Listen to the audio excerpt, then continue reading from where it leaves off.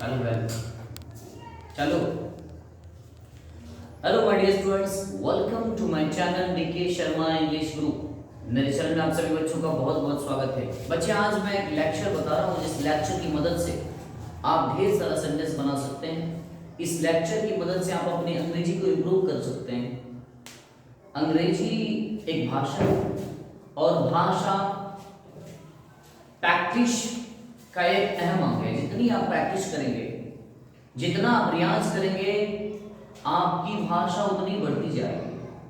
तो चलिए बच्चे, मैं एक लेक्चर दे रहा हूं जिस लेक्चर की मदद से with the help of this lecture you can make many more sentences what you want regarding this lecture. This one lecture is very important in English language.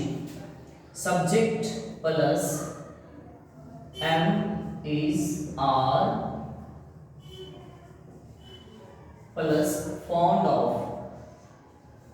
उसके बाद हमें प्रेजेंट पार्टिसिपल का प्रयोग करना।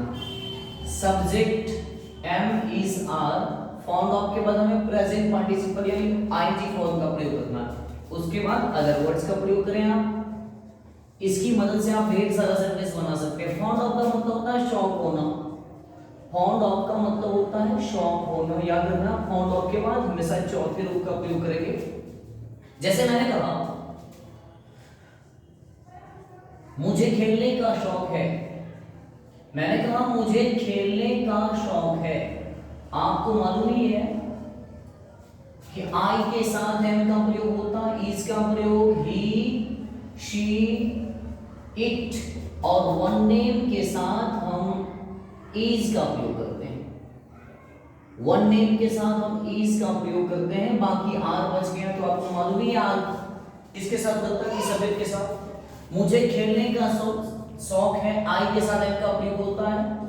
आई एम, सब्जेक्ट आपका आई है, am fond of, I am fond of, और खेलना का प्ले होता, प्ले का प्रेजेंट पार्टिसिपल चौथा रूप क्या होगा? Playing. I am fond of playing, मुझे खेलने का शौक है। आपको हंसने का शौक है, उसे कहानी पढ़ने का शौक है, मुझे दही खाने का शौक है, आपको चाय पीने का शौक है, उसे कॉफी पीने का शौक है। ढेर सारा सेंटेंस आप बता सकते हैं। जैसे मैंने कहा, राधा को नाचने का शौक है। राधा को नाचने का शौक है। आप देख पा रहे हैं, राधा आपका वन नेम है। राधा आपका वन नेम है और वन नेम के साथ आप इज का प्रयोग करते हैं। वन नेम के साथ इज का प्रयोग, ही के साथ इज का प्रयोग, शी के साथ इज का प्रयोग, इट के साथ, और वन नेम के साथ इट इज का प्रयोग करते हैं। तो राधा आपका वन नेम है, एक नाम है, तो राधा के साथ आप इज, सब्जेक्ट आपका राधा, राधा के साथ आप इज का प्रयोग करेंगे। Radha is fond of, Radha is fond of. उसके बाद चौथे रूप का प्रयोग करके नाचना का डांस होता है। डांस का प्रेजेंट पार्टिसिपल होगा dancing. Radha is fond of dancing, Radha को नाचने का शौक है। मैंने कहा हम लोगों को गीत गाने का शौक है। हम लोगों को गीत गाने का शौक है। क्या होगा? हम लोगों को गीत गाने का शौक है। सब्जेक्ट आपका वी है। सब्जेक्ट आपका वी है। वी का मतलब होता है हम लोग। हम लोग के वी के साथ हम आर का प्रयोग करते हैं। वी आर, सब्जेक्ट आपका वी है, वी के साथ हम आर का प्रयोग करते हैं। We are fond of, we are fond of singing a song. We are fond of singing a song, हम लोगों को गीत गाने का शौक है। इस तरह से ढेर सारा सेंटेंस आप बना सकते हैं। सब्जेक्ट एम इज आर और फॉन्ड ऑफ प्रेजेंट पार्टिसिपल का प्रयोग करके ढेर सारा सेंटेंस बना सकते हैं। जैसे मैंने कहा मेरे पिताजी को चाय पीने का शौक है। My father is fond of taking tea. मैंने कहा मुझे कॉफी पीने का शौक है। I am fond of taking coffee. मैंने कहा मेरे दोस्त को हंसने का शौक है। My friend is fond of laughing. ढेर सारा सेंटेंस बना सकते हैं। अब मैं बात करता हूं इसके नेगेटिव की। नेगेटिव का मतलब सेंटेंस को आप सेंटेंस में आप नेगेशन वर्ड डाल दीजिए। एम इज आर आपका वर्ब है, उसके बाद आप नॉट का प्रयोग करें। नॉट का प्रयोग करके आप ढेर सारा सेंटेंस बना सकते हैं। जैसे मैंने मैंने कहा मुझे खेलने का शौक है, मैंने कहा मुझे खेलने का शौक नहीं है, क्या होगा? I am, am is are के बाद आप नॉट का प्रयोग करें, I am not fond of playing.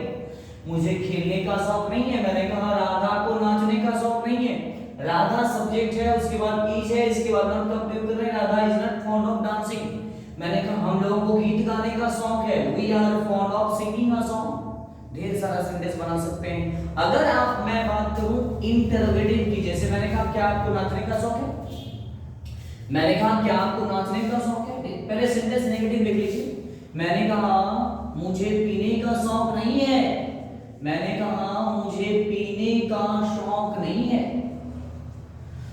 मुझे पीने का शौक नहीं है। आप पहले बताइए मुझे पीने का शौक है, क्या होगा? आई एम फॉन्ड ऑफ, पीना का क्या होता? ड्रिंक, ड्रिंक का प्रेजेंट पार्टिसिपल क्या होता? ड्रिंक का प्रेजेंट पार्टिसिपल होता drinking. I am fond of drinking, मुझे पीने का शौक है। अगर आपने कहा मुझे पीने का शौक नहीं है, क्या होगा? I am not fond of drinking, मुझे पीने का शौक नहीं है। I am not fond of drinking. अगर किसी ने पूछा, जब आप अंग्रेजी पढ़ते हैं तो ढेर सारा सेंटेंस बना सकते हैं, बस आपके पास वर्ड की जानकारी होनी चाहिए, आपके पास वर्ड की शक्ति होनी चाहिए, वर्ड पावर होना चाहिए। जैसे मैंने कहा मुझे पीने का शौक नहीं है, मुझे पीने का शौक नहीं, मुझे पीने का शौक नहीं, पीता हूं गम भुलाने को, मुझे पीने का शौक नहीं, पीता हूं गम भुलाने को।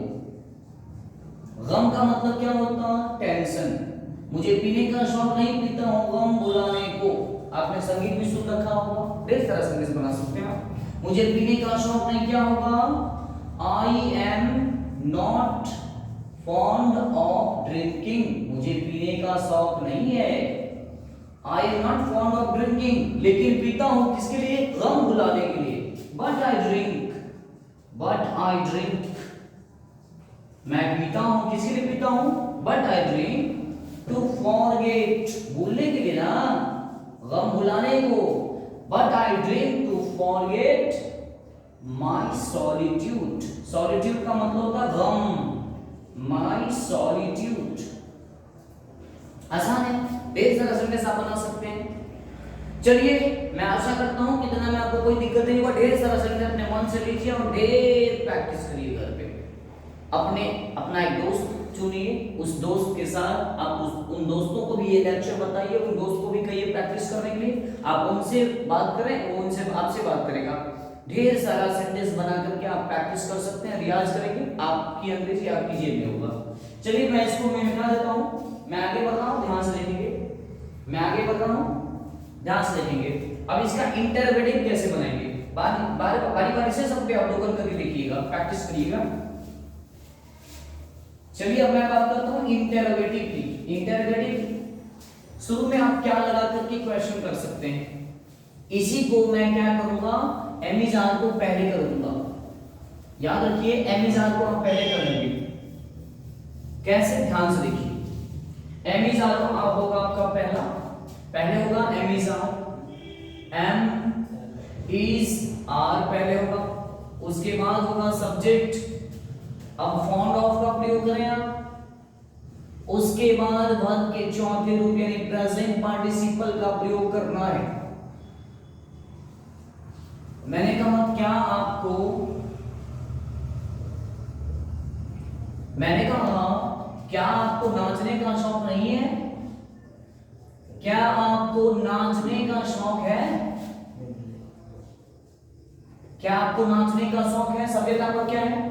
सब्जेक्ट है आपका यू, यू के साथ क्या लगाते हैं? आर। बात को पहले करिए, आर सब्जेक्ट आपका यू है, are you fond of, are you fond of. नाचना तो क्या होता?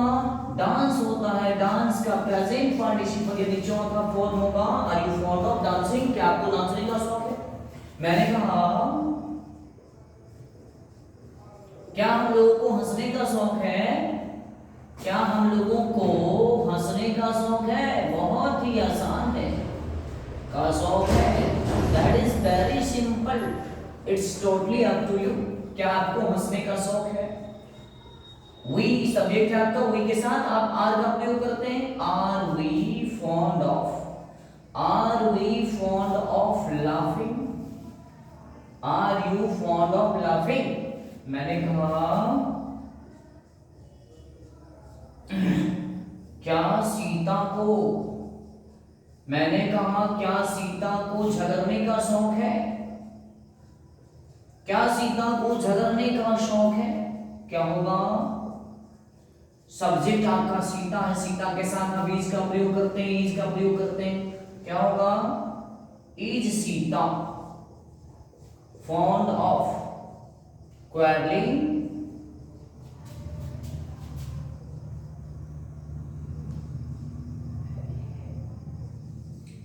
क्या कहा मैंने? Is Sita fond of quarrelling?